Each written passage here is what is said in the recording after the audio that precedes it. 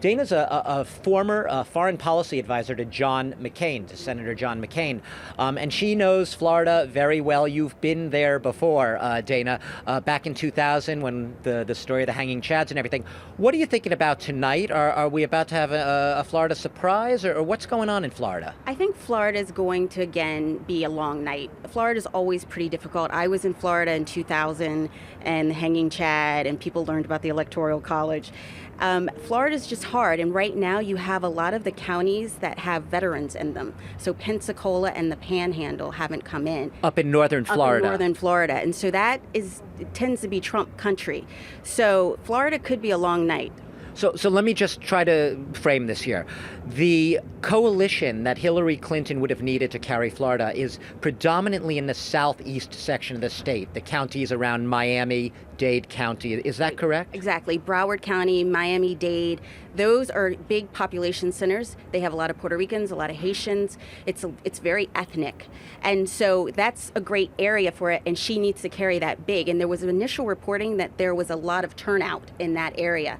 But now it's looking like it's pretty close. And it's interesting, Dana, before we went on air, we were talking and you were telling me that, we talk a lot about the Latino vote in Florida, and you were saying not all Latinos are created equal in Florida. They're very different voting demographics. That's exactly right. A lot of the Latinos in Florida are Cuban, and they are very particular about telling you that. They are Cuban. They are not Hispanic. And Cubans tend to vote Republican. And with, President Obama's decision to reopen ties with Havana, that has turned off a lot of Cuban Americans. And so you have a lot of second and third generation older Cuban Americans who are probably out and very motivated to vote.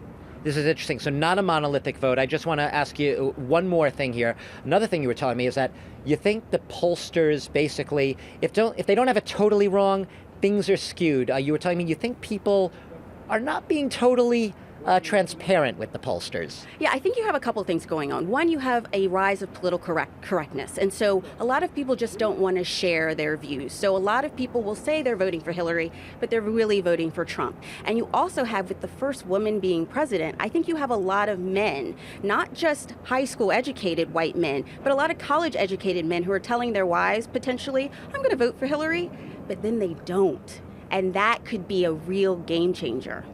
Dana White, we're going to have to leave it there. Former foreign policy advisor for John McCain. From what you're telling us, we could be in for a slightly longer night than some people perhaps had expected going in. But in any case, everyone right now watching the state of Florida very closely.